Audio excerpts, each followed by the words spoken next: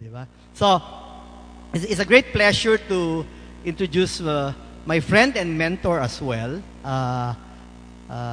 He just arrived from Delhi. So Raju has been living in the Philippines for the past 33 years. So, like me, so all the kids are graduate na. So the advocacy of our guest speaker for the morning is really empowering each and every one of people to be leaders. No? In fact, I recently formed a group of mentors, mostly AIM and international speakers. It's called Lead More. So LEAD stands for Leadership, Enhancement, and Development. So if you're currently a leader, you're managing a company, you wanna be enhanced, diba? So, but if you're not yet, you wanna be developed. Kaya lead yun eh. Kaya lead more. So, some accolades lang for our speaker. He's really a life coach and an empowerment trainer. The thing that I like with Raju, and he's also my mentor, we both practice two kinds of modalities. The first one is OD, Organizational Development, hindi overdose yun. So, pero dati, umiinom kami ni Marco ng cup syrup, kaya overdose na rin yun, di ba? So, OD, and of OD, there are two. One is appreciative inquiry. A lot of times when we inquire, kaya maraming mga struggles and paminsan maraming challenges sa discussion, especially with the company, is laging para bang you inquire on the negativity. So, part of OD is appreciative inquiry. You inquire to appreciate the point of view of the other side, at the same time, the point of view of the bigger picture. The other bit, which a lot, taas ang kamay, sino ng mga nag-NLP, Neuro-linguistic Programming? So, Raju is also a practitioner, a certified practitioner of NLP. So, kaya OD and NLP yung ano ni Raj. I cannot agree dito sa ano na charming siya. So, ano, handsome, handsome, kamukha ni Oscar Quesi. Kilala niyo si Oscar Quesi? Yung mga panahon lang yata namin ni Benj Santiago, yung mga artista nung unang panahon ng Fernando po Senior, hindi ni Junior. So, sila Oscar Quesi. But one thing I can say, Raju is a fantastic storyteller. Ano? The principles that he will share with us for the morning, so through storytelling, the leadership, the communications, and all the other skills is there.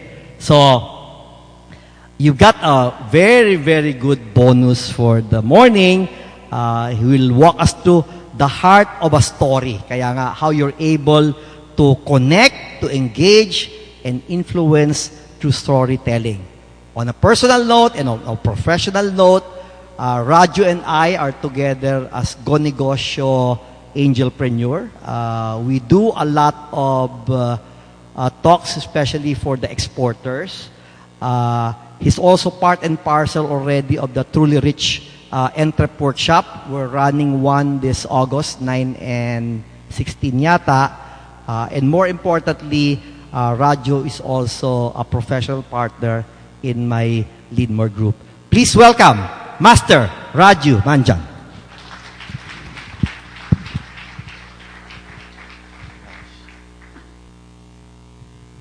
I hope there's God in this room. I hope there's God in this room. And I hope He's looking after me.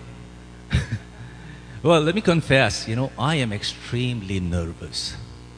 I mean, I'm shivering. If you can imagine Indian hairy legs, they are shivering really badly in these pants. Thankfully, the pants are loose, so you cannot see them shivering. So I'm extremely nervous, and I must also tell you the reason why I'm nervous. In the world of public speaking, in the world of connecting, engaging, and influencing other people, when you get a chance to come up and stand here, there's something known as the imposter syndrome. Imposter syndrome.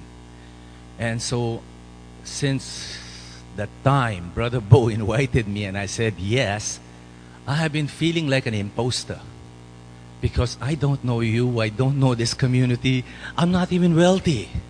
And it's a big circle of wealthy people. So I feel I'm totally out of place. So forgive me for feeling like an imposter. But hopefully, I'll struggle through the next 90 minutes or maybe 120 minutes. And maybe at the end of it, become a non-imposter. Is that okay? Pray for me. Whatever you have to say. So do I call you brothers and sisters or brothers? What's the right thing? Brothers? How about the sisters? Sisters also. Okay. You can't make the brothers out of the sisters. All right. There are two things. One thing is, so a month ago, Brother Bo said, Raju storytelling. But a while ago when he introduced, he said, inspire. So now I realize that I have to blend the two outcomes. How to tell a story and how to inspire people. Which one would you like? Yeah, I know it. You know, wealthy people are usually greedy people. They cannot settle for one. If you make them an offer of two, they'll say, both na lang. Yeah, you could settle for one. All right, so anyway, so I'll do that. I'll try and give you both, the cheeseburger and the French fries, okay?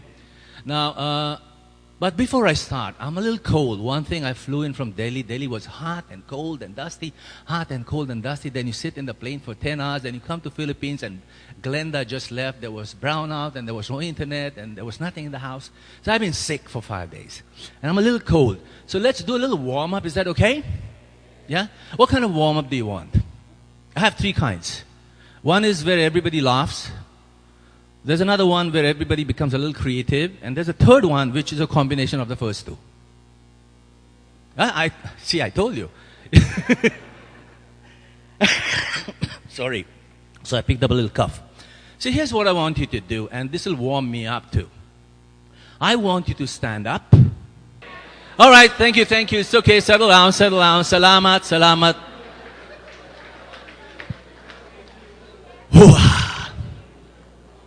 All right.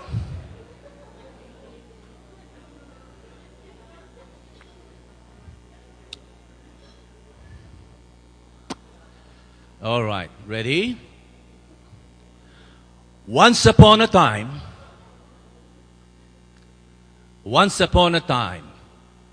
in a land far, far away, up in the mountains so high. Once upon a time, in a land far, far away, up in the mountains, beautiful, called Chocolate Hills, there was a small village, a beautiful village, where the houses were pink, red, blue, made of cheese and cake and cookies. It was a beautiful little village. The weather was always cool, the water was always clean, the streets were always spick-spack clean, and the people were happy. There was always enough food, there was always enough wealth, and the people usually walked around in a circle, happy sila. They had no problems, nothing happening. It was a beautiful village up in the Chocolate Hills. You like it so far? You want to go there? In that village, there lived two beautiful women.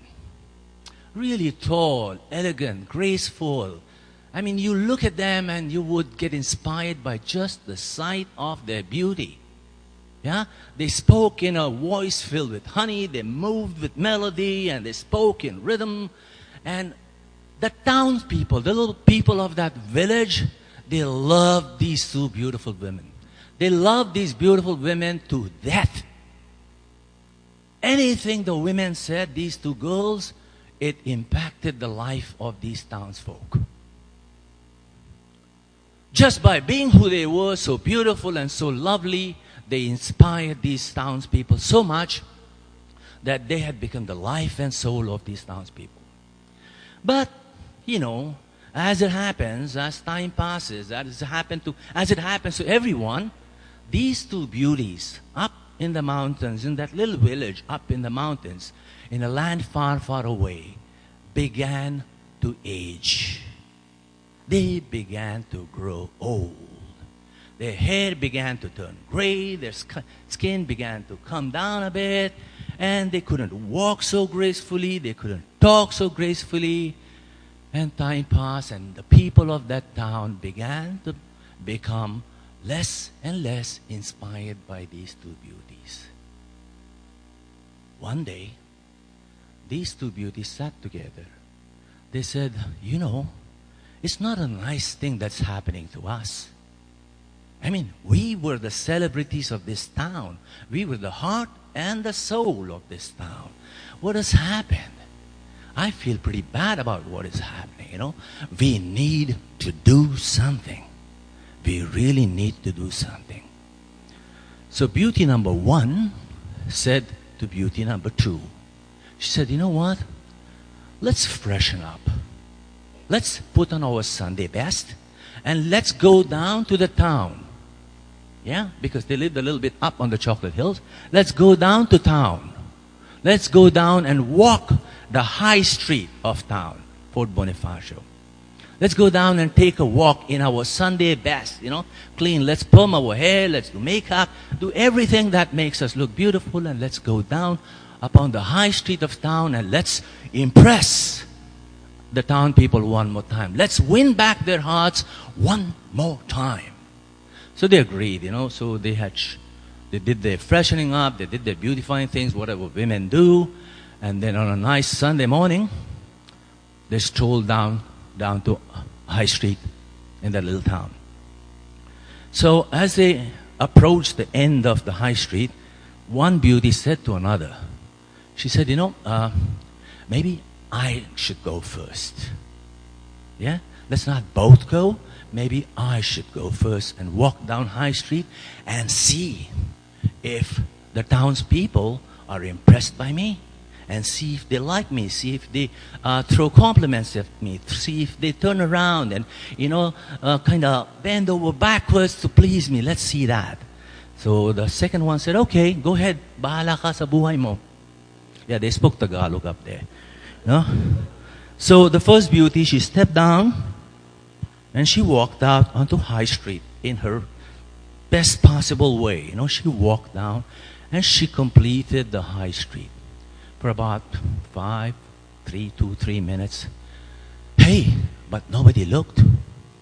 Nobody even gave a second glance at her. In fact, people were busy doing what they were doing. And she said, oh my God, it's amazing. Nobody turned around, nobody gave me a second look. What's wrong with me? So she came back to the first beauty and she says, I'm heartbroken, I'm disappointed. That was too bad. People didn't even look at me. And think of this, we were the queens, the princesses of this little town. Now they don't even look at me. She said, I'm really mad. I'm really mad. Maybe they need to see more. Maybe I need to become a bit bolder.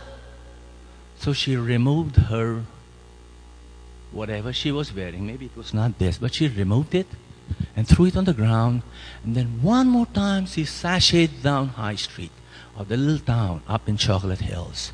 And then she walked. This time, maybe a couple of old men looked. Maybe they did. But they didn't give her much attention. There was no smile. Their eyes didn't widen, nothing. So she came back more devastated. She said, oh my God, I am mad. This is a disaster. I think they need to see more. I think I need to become a lot more bolder. No? Maybe that will attract them. So she removed something else, a lot more bolder. Now your imagination is running, I know.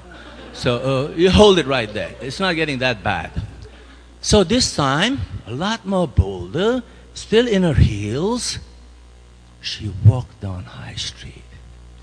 And this time, you know what happened? The old men, they turned away.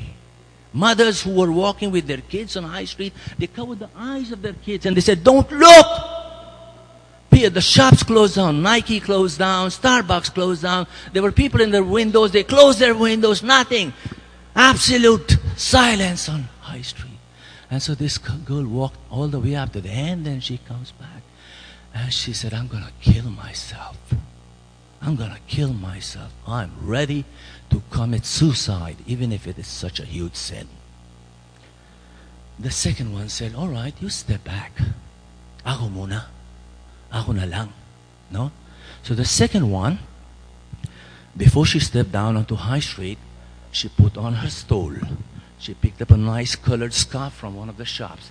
She put it around her neck. She picked up a few flowers, put them on her hair, and she tied a few jangles on her ankles, no? And she put on some Indian bangles, which Raju bought from Delhi, no?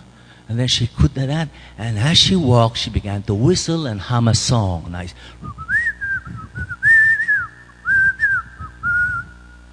And this time the old man looked and smiled. The mothers, they removed their hands from the eyes of their kids. Shutters of the doors went up and the windows opened up. And people began to say, "Oh, ang ganda mo talaga. You are so beautiful." What's the word in beautiful in Italian? Bellissimo. Something like that. All those words. And they began to utter and they began to throw flowers at her. And butterflies came out from nowhere. Bluebirds began to come down from the sky. And there was a nice aroma on High Street. Maybe some kind of an expensive French perfume came out. So, and then the second lady, she came back and she met up with the first one. The question, the big question, ladies and gentlemen, I didn't name these two ladies. What do you suppose were the names of these two ladies? If you were to name them, what would you name them?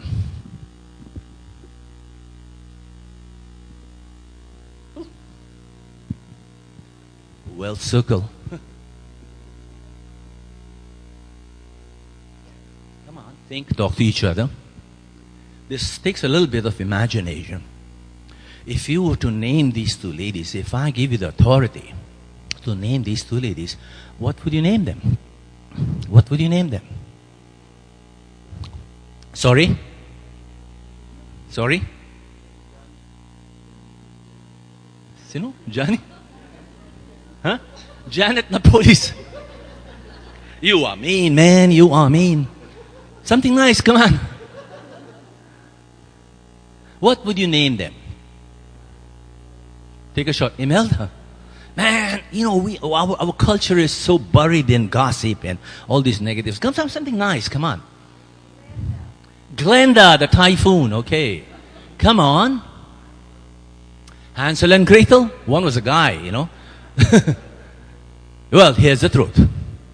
The first girl, the first beautiful lady who had began to age and did not collect any compliments from the town, her name was Truth. Truth. Truth. And the second lady, who got a lot of attention, who got a lot of love and affection from the people of the town, she was called Story. Truth and Story. The point is that if you try to promote the truth, if you try to make the truth bold and stark naked, the more you try to push the truth into any kind of a community, whether it be a village up in the Chocolate Hills, or whether it be a business community, or whether it be your little barcada here, if you try to push the truth, people turn away from the truth.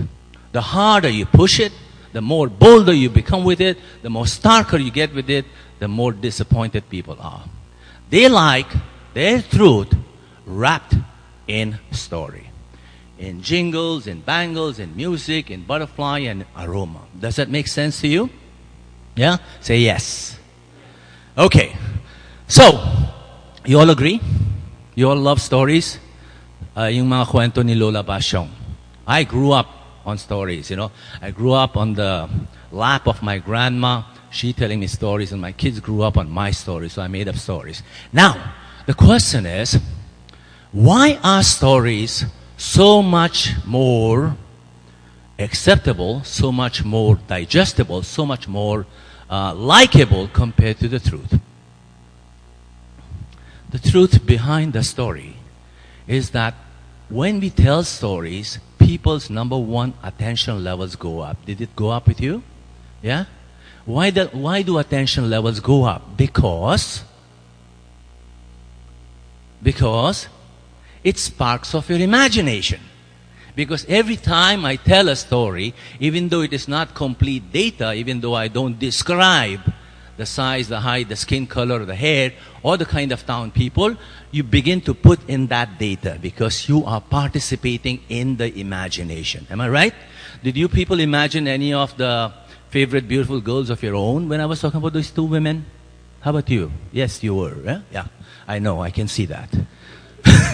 Yeah. So number one, stories spark off your imagination. First thing. That's why stories work. Number two, as human beings, we have grown up being cautious of people trying to tell us stuff. Our left brain, our precognitive mind, our new brain has become very defensive because there is so much data going around. There are so many people trying to sell us this or that or this or that. This proposal, this idea, that suggestion, that recommendation. Do this and you'll get that. Do this and you get that. So we have become defensive and cautious of every truth. Whether it's truth or not, sometimes everything that's thrown at us, we don't buy it. We put up these barricades to new information. We delete them. We distort them. Yeah? But when you tell stories, our minds open up. Our minds open up and they begin to accept, hey, that's nice. He's not trying to sell anything. He's not trying to push anything. He's just telling me stuff, something nice and colorful about butterflies and flowers. Right? So people listen. Yeah? That's number one. Number one is that your imagination sparks off. Number two, your defenses come down. Number three, stories such as this or stories not like this, stories go down into the depth of your emotions. Our brains are made up of three layers. The first one is the reasoning brain on the top. Reasoning, the protective one, always doing 1 + 1 = 2. Under that is the romantic brain that dreams and imagines and wants stuff, no? And under that, the last one is the reptilian brain that either loves or hates, either fights or takes a flight. Are you with me? 3 levels of our brain. So when you tell a story, it enters the romantic brain. The reasoning brain cannot reason out the story. When I was telling you about the mountains and the chocolate hills and the people, there was no reasoning. It was just pictures and images, right? So the first layer of the brain just moved aside. He said, this is not my department. You go to the romantic brain. No? Now, when it enters the romantic brain, the reptilian brain also gets interested. And they seep down into your emotions. So when you hear stories, when you tell stories, or when you participate in stories, you have an emotional attachment to them. Yeah, makes sense? In fact, everything that you are, every value that you hold true, whether it's honesty, whether it's courage, whether it's compassion, everything that you hold true has been built around the story. The good book is all stories, right? The Prince of Peace, what did he tell? All fables, tama? And they are now embedded in the depths of your soul. So that's the power of stories. Are you with me, folks? You like it so far? All right, let's go. Yeah, okay. So that's the value. Let's just take 3. Number 1, it parts the reasoning brain. Number 2, it enters the romantic brain and makes a home in the reptilian brain. So it makes a deep seat in your emotions. Now,